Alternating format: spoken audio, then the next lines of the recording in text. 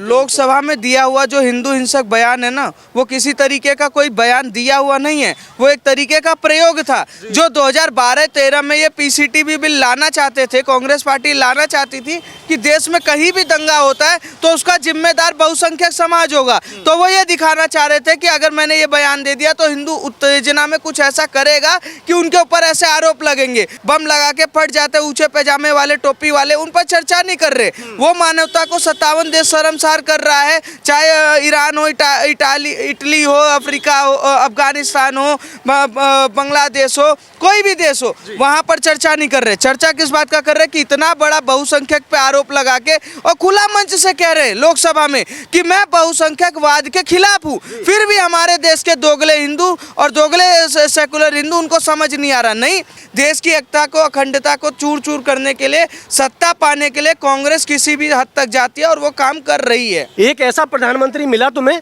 जो काम कर रहा है देश के लिए, और सबने तरक्की देखी होगी, एक एक आदमी ने, कि देश में बदलाव हुए। मेरा सौभाग्य है कि मैं उस पीढ़ी में जन्म हुआ जहां मोदी जी प्रधानमंत्री। क्या बात कर रहे हैं आप? सही बता रहा हूं भाई साहब, और मैं अपने बच्चों को भी बताता हूं कि ये सौभाग्य है हम सबका। भाई एक बात बताइए, आप जैसे कह रहे थे कि राहुल गांधी आजकल कुली बन रहे हैं, वो कभी स्कूटर का वो कर रहे हैं, ठीक, तो ये तो छोटे लोगों को प्रमोट कर रहे हैं, मेहनत मजदूरी को प्रमोट कर रहे हैं। समस्या क्या है आपको? सर, प्रमोशन नहीं कर रहे हैं, वो एक तरीके से एजेंडा चला रहे हैं। और वो झूठ की जो फैक्ट्री है ना, जिस तरीके से लोकसभा चुनाव में उन्होंने फैक्ट्री चलाया और वो फैक्ट्री आज तक चलाने की कोशिश कर रहे हैं। आप ये देखिए कि देश का नेता ना लोकसभा में खड़े होकर नीट पर चर्चा नहीं करता, महंगाई बेरोजगारी पे चर्चा नहीं करता, क्या नाम है, प्रतिपक्ष का नेता चर्चा किस पे करता है? हिंदू हिंसक है, ठीक है। चर्चा किस पे करता है कि अग्निवीर योजना झूठा है। तो एक तरीके से जो आइडियोलॉजी चला रहे कि आज राहुल गांधी एक तरीके से वहां पहुंच गए,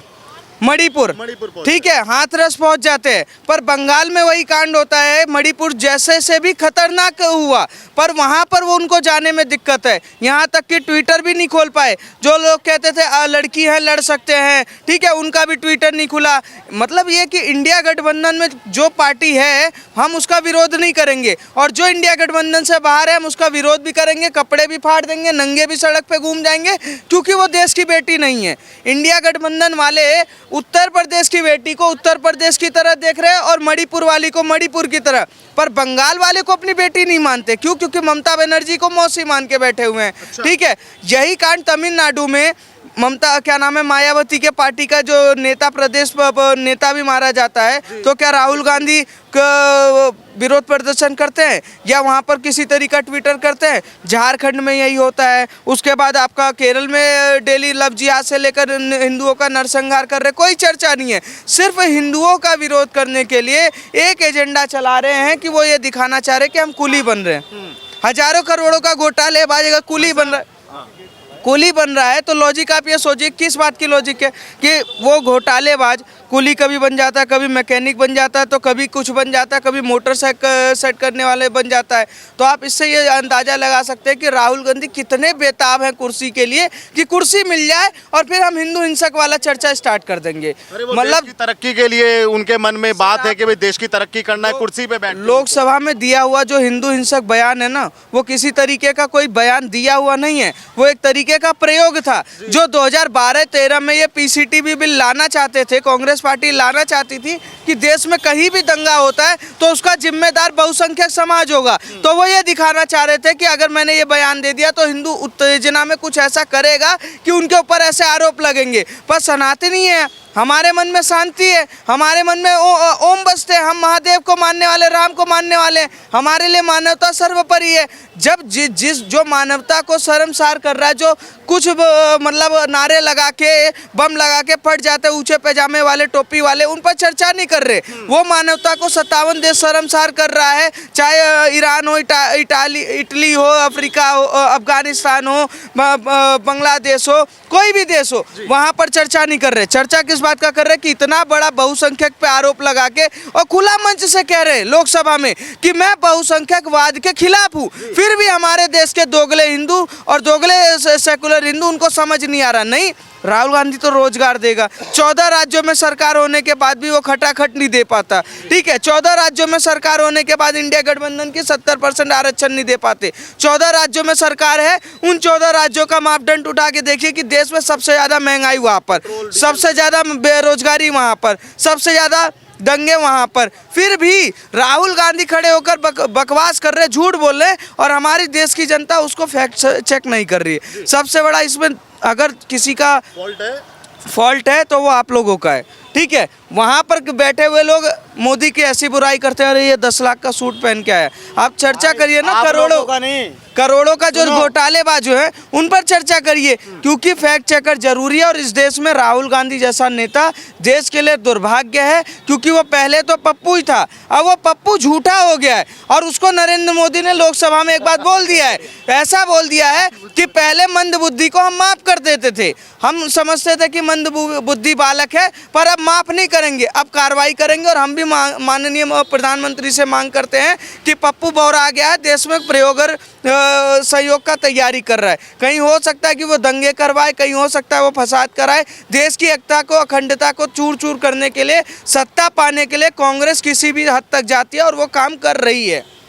क्या आप इनकी बात से सहमत है सर? भाई बिल्कुल सहमत हूँ। और ये ऐसा दुर्भाग्य है मेरे देश का, भाई ने एक तरफ बढ़िया बोला, सारी चीज़ें बता दी, लेकिन दुर्भाग्य देखो अपने देश का, मतलब हमने और सेंटर में आइए, हम कितने साल गुलाम रहे, ठीक है। मुगलों के गुलाम रहे, फ्रेंच लोगों के गुलाम रहे, अंग्रेजों के गुलाम रहे, पता नहीं किस किस के गुलाम रहे। किस वजह से? अपने ही लोगों की दगाबाजी की वजह से। 47 में हम बंटवारा हुआ अपने ही लोगों की दगाबाजी की वजह से। किसने किया? कांग्रेस ने किया, एक ही पार्टी थी, कोई और 1000 पार्टियां तो थी नहीं। 47 से देख रहे हैं हम लोग कांग्रेस को, और हिस्ट्री भी पढ़ते आ रहे हैं। हमारे बुजुर्गों ने भी बताया कि कैसे कैसे अत्याचार किए, किस तरीके से भगत सिंह, चंद्रशेखर आजाद ने लोगों को मार दिया गया। चाहते तो ये बचा लेते, पर नहीं बचाया गया। इनको वोट भी नहीं पड़ी तब भी ये प्रधानमंत्री बन गए। इंदिरा गांधी को वोट भी नहीं पड़ी तब भी प्रधानमंत्री, मतलब हर बंदा बिना चुनाव लड़े चुनाव जीत जाता है। भाई क्यों जीत रहे हो? क्या तुम्हारे बाप का राज है क्या? देश तुम्हारा है क्या? और कोई है ही नहीं क्या? अब आज एक आदमी फिर से दोबारा से वही चीज अपना रहा है, केवल इसलिए क्योंकि मैं नेहरू खानदान की पीढ़ी से हूँ, मेरे आगे गांधी लगाए इसलिए। अच्छा, वो गांधी भी इनका अपना नहीं है, वो भी किराए पे लिया हुआ है, फिर भी इन्हें प्रधानमंत्री बना दो। विजन इनके पास है नहीं देश को देने के लिए कि हम देश की तरक्की कैसे करेंगे, डेवलपमेंट कैसे करेंगे, उस पर ये बात नहीं करते। किसी भी डेवलपमेंट में बात नहीं करते कि नौकरियां कहाँ से आएंगी, ये कहाँ से आएगा। ये बात कहाँ करते हैं कि बीजेपी ने गलत कहाँ पे किया है, कहाँ पे बलात्कार हुआ है, और वो बलात्कार कौन से प्रदेश में हुआ है। अगर वो बीजेपी वाले प्रदेश में हुआ है तो ठीक है, बैंड बजाओ बीजेपी की और वहीं वो कांग्रेस के राज्य में हुआ है तो फिर इन्हें सांप सूंघ जाता है, मुंह पे टेप बन जाता है। यार मतलब कैसा दोगलापन है। और मैं बड़ा दुर्भाग्य रहेगा ये मेरे देश का कि हम इतने सालों में 800,000 साल हो गए हमें गुलामी करते करते, ये जयचंद वाली भूमिका निभाते आज भी हम लोग मान ही नहीं रहे। चलिए सर, जो आपने कहा मैं उस सब बात को मैं समझ गया और मैं समझता भी हूँ क्या इस देश के अंदर चला। मेरा आज का मेन सवाल ये है कि राहुल गांधी मणिपुर जाते हैं, हाथरस जाते हैं। पहले बीजेपी वाले कहते थे और देश में भी कुछ लोग कहते थे कि राहुल गांधी इटली चले जाएंगे, राहुल गांधी और कोई से देश में चले जाएंगे, वहाँ पे वो ऐश करेंगे, लेकिन वो सारा समीकरण राहुल गांधी ने बदल दिया। आप इस पे क्या कहना चाहते हैं? बदल दिया क्या है? देखो, ये वोट बैंक की राजनीति जो है वो जातिवाद पे उतर आई। इस बार क्या हुआ था सबको मालूम है, अयोध्या में क्या हुआ सबको मालूम है। फैजाबाद का सांसद है, उसको अयोध्या बता के इन्होंने किस तरीके का एक वो बनाया, प्लेटफॉर्म तैयार किया है ना, कि अयोध्या जीत गए। अबे जीते तुम फैजाबाद हो, अपने आप ही तुम फैजाबाद को अयोध्या बनाने पे तुले हुए हो, और अभी प्रधानमंत्री बनाते ना फिर इनके आग लग जाती। पहले ये कहते थे कि राम का अस्तित्व ही नहीं है, अब ये जगह जगह से ढूंढ के ले आ रहे हैं कहाँ कहाँ राम गए थे, वहाँ से हम जीते। अबे कैसा दोगलापन है तुम्हारा? पूरी जनता को निहायत आराम से समझ में आ रहा है। पता नहीं कहाँ कमी आ रही है ऐसी जहाँ पे मोदी का वो नहीं दिख रहा है इन्हें, कि वो एक बंदा यार अपना तन मन धन पूरा सब कुछ निछावर कर चुका है देश पे, साफ दिख रहा है वो भी, कि एक आदमी इतनी उम्र में जो देश में घूम घूम के बता रहा है कि मेरे देश ऐसे ठीक होगा, मेरे देश में डेवलपमेंट ऐसे आएगा, इस कंपनी को ला, उस कंपनी से बात कर, इस देश में जा। कोई, मैं कह रहा हूँ आपको 4 बार मैं टिकट करा के दे रहा हूँ, आप 4 बार 8 घंटे की फ्लाइट में करके दिखा देना मुझे, बैंड बज जाएगी। मुश्किल होता है सर। आप बाहर झांक के देखो, एक बार भी हिल गया ना जहाज तो भी बैंड बज जाती है, थकान हो जाती है। 73 साल की उम्र में आदमी भाग भाग के काम कर रहा है बिना एक दिन की नागा किए। अबे और क्या चाहिए तुम्हें मेरे देश से? एक ऐसा प्रधानमंत्री मिला तुम्हें जो काम कर रहा है देश के लिए, और सबने तरक्की देखी होगी एक एक आदमी ने कि देश में बदलाव हुए। लेकिन प्रियंका गांधी तो कहती है कि 70 सालों में सबसे कायर प्रधानमंत्री का अगर कोई नाम है तो मोदी है। उसका नाम कायर प्रधानमंत्री जो बीच में जहाज को रोक के लाहौर में कूद जाए, वो कायर प्रधानमंत्री है। अच्छा, वो देश जिसमें आतंकवादी पलते हैं, वो देश जिसमें आतंकवादी पैदा होते हैं, उसमें छाती ठोक के वो चला जाए बिना किसी उसके सिक्योरिटी के। कर लो कुछ, क्या कर लोगे?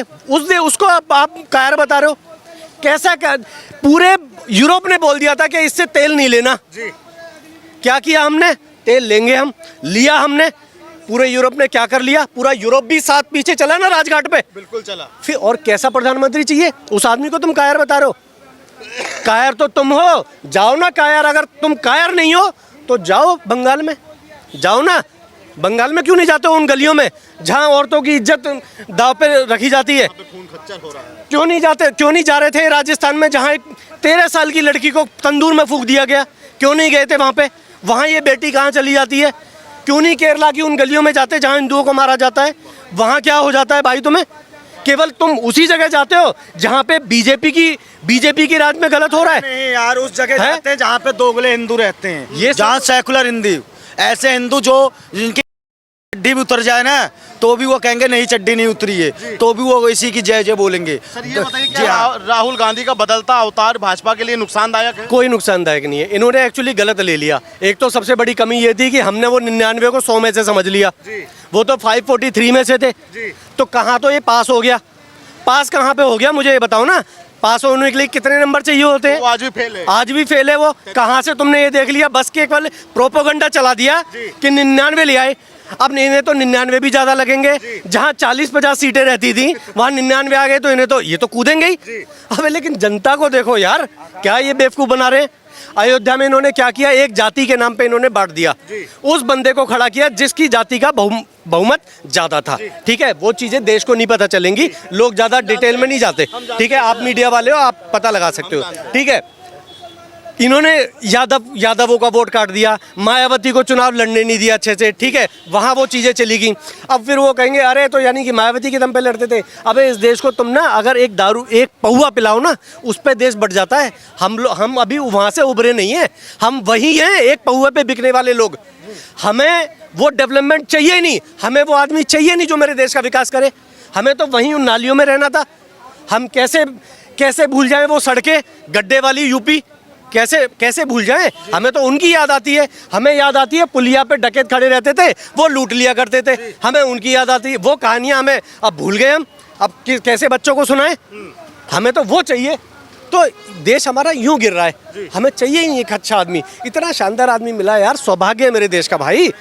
इतना मैं कहता हूँ 1000 जन्म लेने पे भी मेरा सौभाग्य है कि मैं उस पीढ़ी में जन्म हुआ जहां मोदी जी प्रधानमंत्री। क्या बात कर रहे हैं? सही बता रहा हूँ भाई साहब। 1000 जन्म। और मैं अपने बच्चों को भी बताता हूँ कि ये सौभाग्य है हम सबका। अरे आप कह रहे हैं मोदी जी की, आप ऐसी तारीफ कर रहे हैं, कल तो एक नेता ने कह दिया कि अगस्त में सरकार गिर जाएगी भाजपा का। ऐसा है भाई साहब, जो कहते थे ना कि स्वर्ग कौन जाता है, जिसने हमारा देश जो है धार्मिक है और 100% धार्मिक है। एक इक्का दुक्का आदमी जो होगा जो नहीं मानता होगा, लेकिन देखना जिसने ब्रह्मचर्य का पालन कर लिया ना, कोई करके दिखा दे ब्रह्मचर्य का पालन, उस बंदे ने छुआ भी नहीं है। और कैसा नेता चाहिए जो ब्रह्मचर्य का पालन कर रहा हो?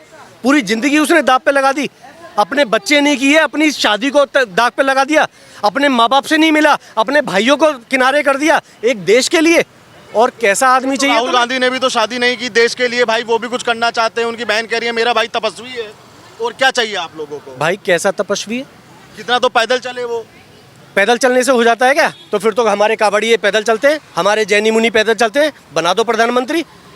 ऐसे थोड़ी होता है कि तुम्हारी नाक इंदिरा से मिल गई तो तुम्हें प्रधानमंत्री बना देंगे।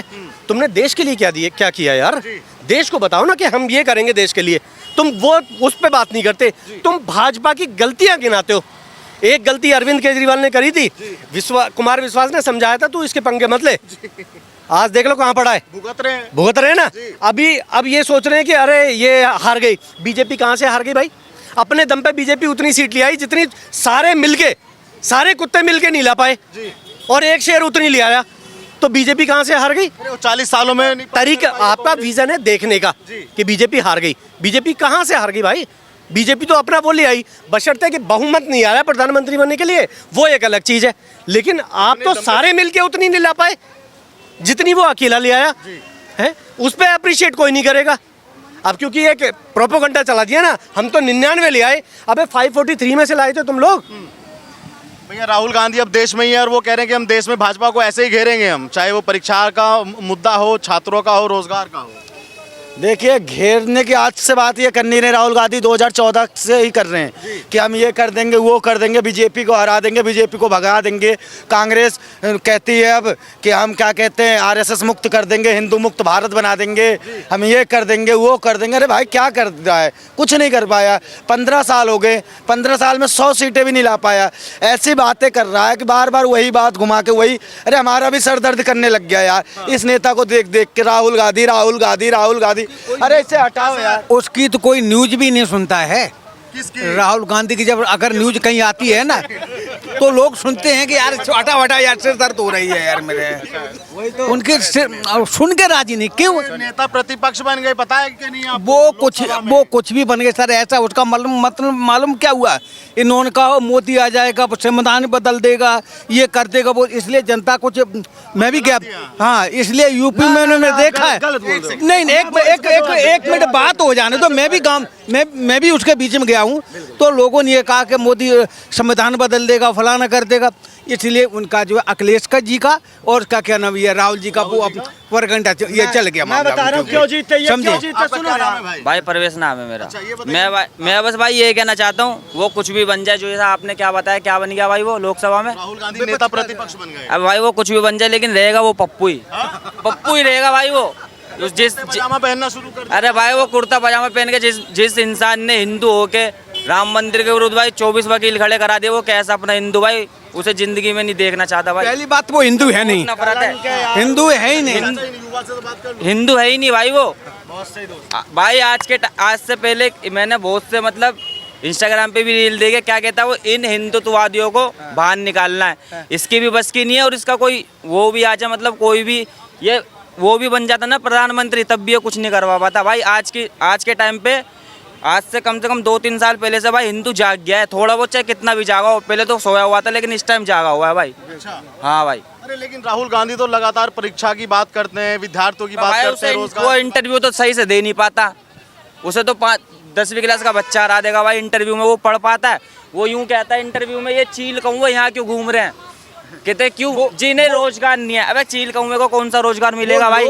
वो लोकसभा के सबके बारे में सोचते हैं भाई, सबके बारे में सोचते हैं वो उनके बारे में सोचते हैं, तो मुसलमानों के बारे में सोचता है भाई। अच्छा। और दूसरा सोचता है वो बस वो ना प्रधानमंत्री मोदी जी को नीचे दिखाने की सोचता भाई बस वो, और उसके बस की कुछ नहीं है।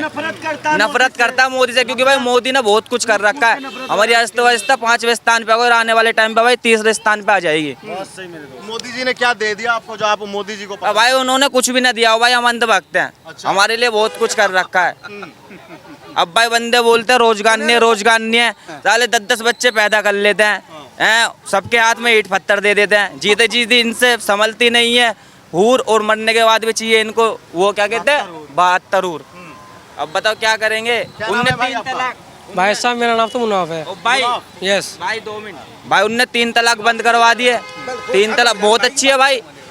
अब मोमडनों में क्या होता था, बस जो उनका हस्बैंड होता था बस वो बोलते 3 तलाक, बस इतना बोल दे। पर भाई लेडीज से भी तो पूछोगे, उनकी औरत को बिना बाल तो लेडीज भी तो अपना बोलेगी। जब कभी जब तो होगी तलाक है, हैं? लेडीज जब कभी जब तो होगी तलाक। उल्टी बात कर रहा है फालतू में। तू बता, तू क्या बोलना चाहता? तुम बोलो भाई। तू ही बोल, मैं तुम बोलो भाई। मैं तो तेरी बात सुनना, तू बोल। तुम भी बोलो ना भाई। तू ही बोल, मैं तो तेरी बात सुनना। तलाक को किस तरह होता है? तू भी बोलना जितना भाई हमें पता भाई, उतना तलाक को भाई, किस तरह भाई होता जो है? तुम्हें पता तुम बोल दो भाई। आप बता दो। नहीं तूने सही बताया, पर तू लड़की जब चाहेगी जब होगी तलाक नहीं इसकी अरे इसकी ना नहीं मेरे मिलती। भाई लड़की नहीं भाई, ना तुम भी तो एक बताओ। मिनट एक मिनट मैं बता रहा हूँ भाई देखो ये अगर फोन पे भी कह देंगे ना तलाक तलाक तलाक तो तलाक ही है। अरे तेरे कहने तो क्या ठीक है भाई मेरी कहने से तेरे कहने से ना कानून बना इस पे। और सुन उसके बाद हलाला होता है तलाक दे दी अगर बीबी आके रहना चाहेगी तो पहले हलाला कराओ तो फिर रहोगे। अरे भाई ये सब ऐसे देश में ऐसे थोड़ी ना चलेगा हैं। हमारे में तो ना हो हमारे में तो देवी माना जाए लड़ बहनों को हैं? बहन को देवी माना जाता है लड़कियों की पूजा होती है नवरात्रि में। और भाई अगर इस पे कानून अभी देखियो इसने मैं चुप खड़ा था ये बंदा बोल रहा है आके इसने उंगली कर दी अब मैं बोल रहा हूँ कह रहा है हिंदू मुसलमान। अरे भाई गलत तो गलत है अगर हलाला हो रहा है अगर किसी की बहन बेटी को तुम 32 टुकड़े करके सूटकेस में बंद कर रहे हो अगर किसी साहिल ने उसको मार दिया तो भाई हम ना बोलेंगे हैं। हम कैसे नहीं बोलेंगे अगर इंसानियत नहीं है किसी के साथ गलत होगा 3 तलाक पे कानून बना के मोदी ने बहन बेटी मुस्लिम बहन बेटियों के साथ जो अन्याय हो रहा था उसे रोका है। ये सब रुकना चाहिए। मुन्ना भाई एक बात बताओ अगर तलाक औरत की मर्जी से होता है तो सरकार को इस पे बिल बनाने की कानून बनाने की आवश्यकता क्या थी? अजी जो है सही है अपने जो पहले चलता रहा वो सही है। नहीं सरकार को क्या इसमें इन्वॉल्व होने की जरूरत नहीं। सरकार को कुछ करने की जरूरत नहीं है जो चल रहा पहले ही है। लेकिन बनाया ना कानून तो सरकार ने। सरकार का पता नहीं है। अरे ये बताओ 3 तलाक का कानून मुस्लिम महिलाओं के पक्ष में है कि इनसे मुझे नहीं बताएंगे पक्ष में है कि नहीं? ये बताएंगे मुझे नहीं पता मैं तो हूँ बच्चा। बच्चा नहीं हो भाई बच्चे हो ना बच्चे तो एक मिनट यार एक मिनट भाई कह रहा मैं बच्चा हूँ। अरे भाई बच्चे नहीं हो तुम देश के युवा हो तुम होनहार हो तुम्हें गुमराह कर रहे हैं तुम गुमराह हो रहे हो। तुम्हें बताते हैं कि जाके 72 हूरें मिलेंगी। अरे 72 हूरें मिले या ना मिले लेकिन तुम्हें कहते हैं आतंकवादी बनो बम फोड़ो तबाही मचाओ दंगे करो उसकी बहन बेटी को छोड़ो। अरे नहीं भाई तू हिंदुस्तानी है हिंदुस्तान में रह रहा है तो पहले हिंदुस्तान के जो कानून है उसके हिसाब से चल सरिया से थोड़ी ना चलेगा हैं। सरिया से और भी देश तो है वो थोड़ी ना चल रहे। इस बंदे ने सिर्फ बोला 3 तलाक भाई को इतनी बुरी लग गई कह रहा 3 तलाक। अरे भाई अगर सही से पढ़ोगे कुरान में ना तो कुरान में भी ये चीज़ नहीं लिखी है जो चीज़ तुम्हारे मौलाना इसे फैला रहे हैं पूरे समाज में जहर फैला रहे हैं। तो भाई मैंने तो इतना भी देखा है कि भाई हिंदुस्तान में रहने के बाद बहुत से भाई मुसलमान भाई ये भी नहीं बोलते भारत माता की जय। साफ बात भाई बोलते ही नहीं है वो पहले बोलेंगे या तो अल्लाह अकबर बोलेंगे बस भारत माता की जय नहीं बोलेंगे। कभी आपने नोटिस करा होगा कराया भाई ये सबने नोटिस हमने तो भाई करा है हमने तो किया भाई नोटिस नहीं बोलता। ये ओबीसी कौन है असदुद्दीन ओबीसी अभी कह रहा है संसद में फिलिस्तीन जिंदाबाद। अबे तू खाता यहाँ का है और भोग रहा है फिलिस्तीन के लिए तो यहाँ काहे को मर रहा है जाके वहीं मर फिलिस्तीन में। अगर तेरा इतना ही हमदर्द है वो फिलिस्तीन अगर हिंदुस्तान में रहेगा तो हिंदुस्तान की जय बोलेगा अगर नहीं बोलेगा तो हिंदुस्तान में तुम जैसे पालेंगे तुम जैसे को मार के भगा देंगे। ठीक है भाई ये हिंदुस्तान है हिंदुस्तान में रह के हिंदुस्तान की अगर बुराई करेगा तो बर्दाश्त से बाहर है। अगर अपना बाप पाकिस्तान को बनाएगा फिलिस्तीन को बनाएगा अफगानिस्तान को बनाएगा तो जाके वहीं पे आतंकवादी बन के रहे। ये हिंदुस्तान है यहाँ संविधान से चलना पड़ेगा और अगर संविधान से नहीं चलेगा तो गले में पट्टे बांध के और खींचते हुए ले जाएंगे तुझे वहीं पे जहाँ का तू हमदर्द दे। हाँ जी हाँ जी। तो ये बताओ क्या लगता है कि नरेंद्र मोदी की तीसरी बार सरकार बनी है कैसा काम करेंगे मोदी? भाई मोदी जी की तीसरी बार सरकार बनी है और अच्छे से सरकार बनी है बहुमत के साथ। एनडीए को 300+ सीटें हैं और ये 5 साल चलेगी। जो ये राहुल गांधी कितना 99 ला के इतना फड़क रहा है इससे पूछो 39 सालों में इसकी पार्टी 240 नहीं ले पाई। मोदी ने 10 साल सरकार चलाने के बाद भी 240 ला के दिखा दिया। ये भाई छोटी मोटी बात ना है। और ये लोग क्या बात करेंगे राहुल गांधी ये वही राहुल गांधी है ना जो बोल रहा संसद भवन में हिंदू हिंसक है। अरे इसे समझा दो कि इसकी दादी भी इसी बहाने गई थी और इसका बाप भी गया कहीं इसका नंबर ना लगा दे कोई हिंदू उठ के। अगर हिंदुओं के खिलाफ बोलेगा तो हिंदू ही तुझे पेलेंगे इस बार अब ना बचने का है तू। लेकिन राहुल गांधी तो युवाओं की बात करते हैं रोजगार की बात करते हैं आप कैसे कह सकते भाई हैं ऐसी अरे क्या बात कर रहे हो रोजगार की बात कर रहा कौन सा रोजगार दिला दिया इसने हिमाचल में कर्नाटक में क्या दिला दिया। हाँ जब देखो इसके खिलाफ नफरत है हिंदुओं के खिलाफ। सोचता है हिंदुओं पे आग लगा दूं, हिंदुओं को मार डालूं, ये चाह रहा है हिंदुओं को भगा दूं। अरे तेरे बाप का हिंदुस्तान है, तेरी अम्मा लाई थी दहेज में। अरे हिंदुओं का है तो हिंदुओं से इतनी नफरत और कहता हम नफरत नहीं करते। अरे तेरे से बड़ा नफरती कौन है सुबह? तूने तो दंगा कराया 84 में, तूने तो हिंदुओं पे कत्ल कराया, हमारी गौ माताओं को मरवा दिया, क्या क्या नहीं करवाया हिंदुओं के ऊपर। अब मोहब्बत की दुकान खोलते हैं। अरे भाई ये नफरत करता है हिंदुओं से। अगर हिंदू को देख लेना तो इसका एक पॉइंट खून जल के राख हो जाता है। हाँ जी हाँ, हिंदुओं से इतनी नफरत ऐसे कि सोचता है ये हिंदुओं को क्या करूं, जब देखो तब हिंदू हिंदू। अरे हिंदुओं ने तेरा क्या बिगाड़ा बे? हिंदुओं ने कौन सी तेरी खाट खरीद ली? क्या तेरे घर में किसने छेड़खानी कर दी हिंदुओं ने, जो हिंदुओं के खिलाफ इतनी नफरत है तेरे पे? हमने क्या उखाड़ कर दिया? वो कह रहे हैं कि हमने मोदी जी को और अमित शाह जी को बोला था, भाजपा अरे वालों को बोला था, नहीं सबको नहीं बोला। भाई भाजपा को बोलता, आरएसएस को, जिसको बोलता उसको बोलता है। तूने कहा हिंदू हिंदू नफरत करता है, हिंदू हिंसा फैलाता है, हिंदू ये करता है। अबे कैसी बात कर रहा है, हैं? कैसी बात कर रहा है ये? कैसी दोगली बात कर रहा है, हैं? ऐसे बंदों का भाई साहब इलाज इसी कनाट प्लेस चौक पे होगा, चौक पे। सुनो, हम मुगलों से लड़े 800 साल तक, 200 साल तक अंग्रेजों को से लड़े और मार के भगा दिए लंदन। हैं? ऐसा हिंदू था जो सदियों तक लड़ा, वो हिंसक नहीं था। जिसकी तलवार अभी भी जमीन पर नहीं खड़ी रुकी, साला वो हिंदू ही था जो मुगलों से और अंग्रेजों से लड़के इस देश की आज़ादी स्वतंत्रता को सुनिश्चित करके आज आज़ाद भारत का निर्माण करके आपको आज़ादी की सांस लेने के लिए छोड़ रखा है। और उसके बाद भी सर्वे भवन्तु सुखिनः सर्वे सन्तु निरामया सांप को भी अपने गले में लपेट के घूमता है। वो हिंसक नहीं हो सकता क्या? वो ऐसा हिंसक है कि 800 साल तक मुगलों से लड़ सकता है, 200 साल तक अंग्रेजों से लड़ सकता है, जिसको राहुल गांधी अपने बाप दादा समझते हैं। इसलिए राहुल गांधी को ने जो कहा वो सत्य कहा। हिंदू हिंसक है, हमें हिंदू हिंसक होने में डिफेंड करने की जरूरत नहीं है। 800 साल तक लड़े हैं हम मुगलों से, जहां मुगल मिले वहीं लड़े, वहीं काटे, वहीं खत्म किया उनको और देश से नामो निशान मिटा दिया। उसके बाद 200 साल तक अंग्रेजों से लड़े, आज़ादी ली, देश को स्वतंत्रता दिया। तो ये सब करने वाला कोई और नहीं था, इसी भारत का हिंदू था। इसलिए हिंसक भी है, अहिंसक भी है, गले में सांप भी लेके चलता है तो हाथ में त्रिशूल भी लेके चलता है। ये बताइए, राहुल गांधी की आप कुछ छवि बदलती देखते हैं? जैसे कि वो कुर्ते पजामे में आ गए, पहली बात। दूसरी बात, चुनाव के बाद में ये कहा जाता था कि वो इटली चले जाएंगे, लंदन चले जाएंगे, पेरिस में घूम के आएंगे, लेकिन हमने देखा कि वो हाथरस घूमे, उसके बाद वो मणिपुर घूमे, असम घूमे। तो लगता है कि कहीं ना कहीं छवि बदली है उनकी, और जो छवि बदली है उसका नुकसान भाजपा को हो सकता है। कौन सी छवि? कौन सी छवि? कौन से नेता, कौन सा देश के विकास का मुद्दा लेके राहुल गांधी चल रहे हैं? There is nothing in Rahul Gandhi. देश के युवाओं ने भारत के भविष्य को अपने हाथों में लेके चलना सीखा है। राहुल गांधी जैसे नेताओं की इस देश को कोई ज़रूरत नहीं रही। समझ में आई बात आपको? कोई ज़रूरत नहीं है इस देश में राहुल गांधी जैसे नेता की।